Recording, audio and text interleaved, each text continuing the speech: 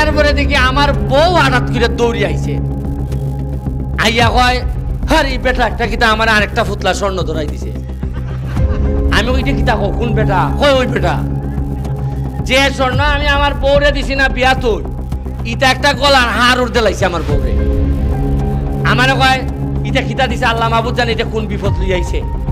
আমি কই যে আচ্ছা তুমি বুঝতে না এটা বেটা তো আগের রাই তো দিছে। এসে সুমন ভাইয়ের আমি অনেক বক্তব্য শুনেছি, কিন্তু আজকের এই বক্তব্যটা আমি আপনাদেরকে রিকোয়েস্ট করব কমপক্ষে আপনি 1 মিনিট আগে শুনেন, পরে দেখবেন পুরো গল্পটা না শুনলে আপনার ভালোই লাগতেছে না। শোনাতে ভিউয়ার্স, বেশি সুমনের এইরকম বক্তব্য আমি কখনোই শুনিনি। এই বক্তব্যটা আমার এতটা ভালো লেগেছে যে বক্তব্য কিছুক্ষণের মধ্যেই লক্ষ লক্ষ মানুষ দেখেছেন, কোটি কোটি মানুষ দেখেছেন এই বক্তব্যটি। সুমন ভিউয়ার্স, কি এমন বক্তব্য ছিল? এই বক্তব্যটি ছিল মূলত তার এমপি হওয়ার আগের রাতের ঘটনা। শোনাতে ভিউয়ার্স, চলুন আমরা সেই বক্তব্যটি শুনে আসি, তারপর আপনারা এই ব্যাপারটি নিয়ে মন্তব্য করবেন। কথা না বাড়িয়ে সোজাসুজি চলে যাচ্ছি বেশি সুমন ভাইয়ের এই বক্তব্যটি এতটা ভালো লেগেছে আপনি নিজেই হেসে দিবেন এই বক্তব্যটি শোনার পর। চলুন, আপনাদের সঙ্গে রয়েছে আমি রাকিবুল হাসান, নামটি মনে রাখবেন। চ্যানেলটি নতুন হলে সাবস্ক্রাইব করুন, পাশে আসা বেল আইকনটি প্রেস করুন আর ভিডিওটিতে একটু লাইক দিন। চলুন আমরা ভিডিওটি দেখে আসি। এরপরে দেখি আমার বউ হঠাৎ করে দৌড়ি আইছে, আইয়া কয় হারি বেটা একটা কিতা আমার আরেকটা ফুতলা স্বর্ণ ধরাই দিছে।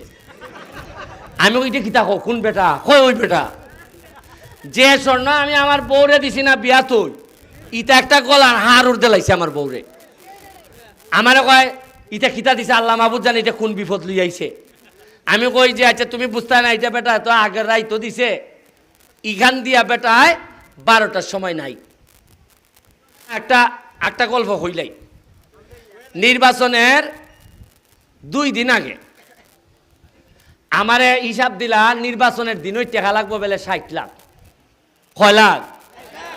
তোমরা ভিডিও কইরা ভেস লাগাই বাইরি। আচ্ছা যাও যা চাকরি গেলে গেছে যাও। উনকা টাকা আছে মাত্র 40 লাখ, 20 লাখ কোনোভাবে মিলাই পারতাছি না। আমারে কইছে 60 লাখ রেডি রাখো, কারণ কোন সময় খাটায় দেখা যায় কর্মী বলতে তাই কইছেন যে কিছু কর্মী খরচা দিতেই পায়, নাইলে এরা যাইবি গা ভালাইয়া। আর এরা তো মনে করেন সিএনজি বিএনজির কাছে টেকা লো, এরা তো মারি দিব টেকা। তা আমি চিন্তা করলাম মুখের টেকাটা ভাইতাম কই। আজকা দেখি ভাই সাহেব আমার ঘরের মধ্যে ঠেললে এক বেটা ঢুকছে, ঢুকে একটা ব্রিফ কেস না, এটা কিতা হয় ট্রলি লাগেজ লাগাইলে বাবা এটা বড় আগে হ্যাঁ এটা এ বেটা ঠেললে ঢুকে আমি মনে করছি কোনো পাগল গলাইছে না, তা সুরতটা ওইরকম পাগলের মতোই লাগে। হয় আয়া ভাই আমি উমান্তিক আইছি। উমান্তিকা মানে আমার ফাস্টফুড আর টিকিট দেখাইতেছে, দেখাইলে তো আমি বিশ্বাস করছি না নি কিছু যে এইটা তো চাইলে ঠিক হয়ে আছে। গিয়া দেখি জুতাটা করলে আমার বিছনার উপরে বই গেছি। এই সময় আমি শিওর হয়ে গেছি যে ধরে লিছে মনে হয় ই বেটা পাগল হয়ে কিছু। ই কেন বইয়া কইতাছে, কয় আপনারা আইসি আমার বালা লাগে টেকাই 1 কোটি লাগে 2 কোটি লাগে আমি দিব।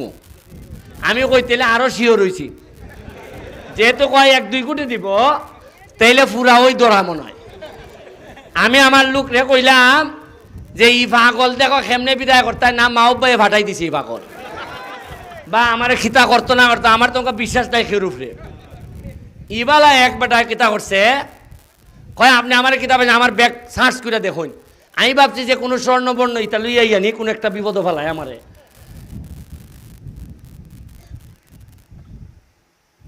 ফখর থেকে 1200 দিনার বার করছে।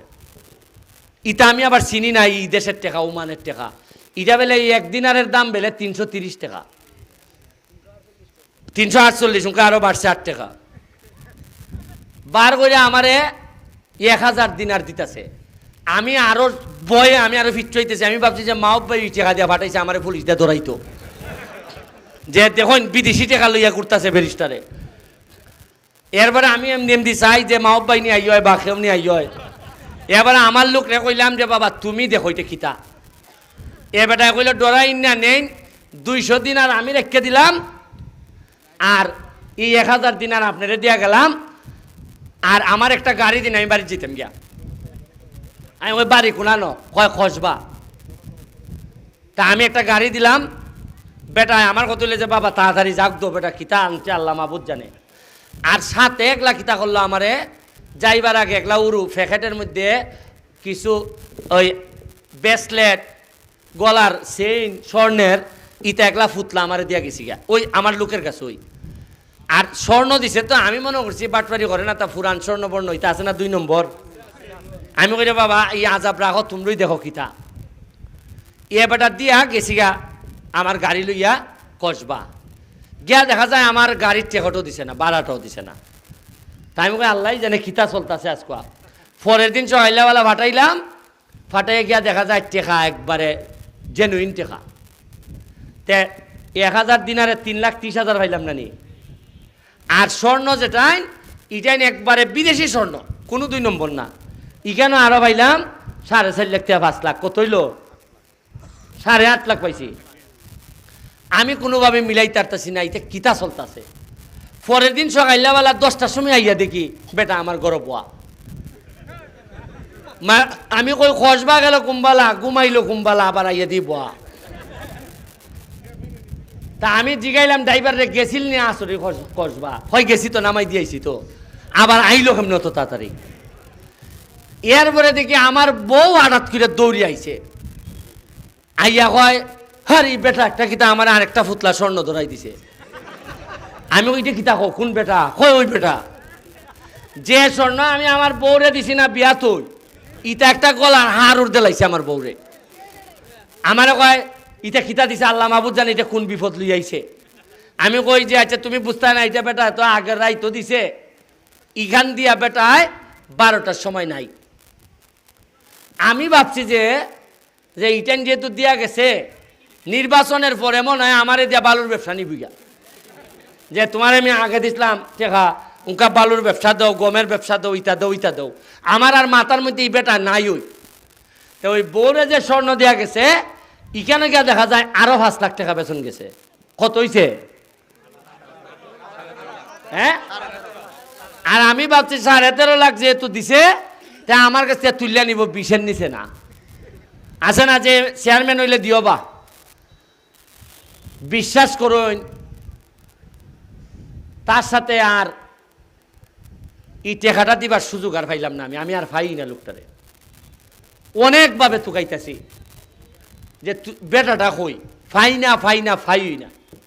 তখন আমার কাছে মনে হয়েছে রে আমার উপর থেকে আল্লাহর বিশেষ রহমতের কারণে আমি এমপি হয়েছি। এর লাগে ওই বেটা আইছিল নির্বাচনের আগে আরে আরেকলা নাজিল হয়েছে নির্বাচনের পরে। অনেস্টলি বলেন যারা পুরো ভিডিওটি দেখলেন আপনার এই বক্তব্যটা কেমন লেগেছে অবশ্যই কমেন্ট সেকশনে দেবেন। এই বক্তব্যটি শোনার পর আসলে আমার এখন মনে হচ্ছে যে মানুষটা ব্যারিস্টার সুমন ভাইকে এমপি হওয়ার আগে এরকম একটা সাপোর্ট করেছে এত টাকা দিয়ে। আমি আশা করি ওই লোকটি যদি এই ভিডিওটি দেখে থাকেন তাহলে অবশ্যই ব্যারিস্টার সুমন ভাইয়ের সাথে দেখা করবেন। এই মানুষটাকে আমরা দেখতে চাই, আমরা জাতিরা দেখতে চাই। আমাদের ভিউয়ার্স আপনাদের কেমন লাগলো আজকের ভিডিওটি? আমি আশা করি অনেক ভালো লেগেছে।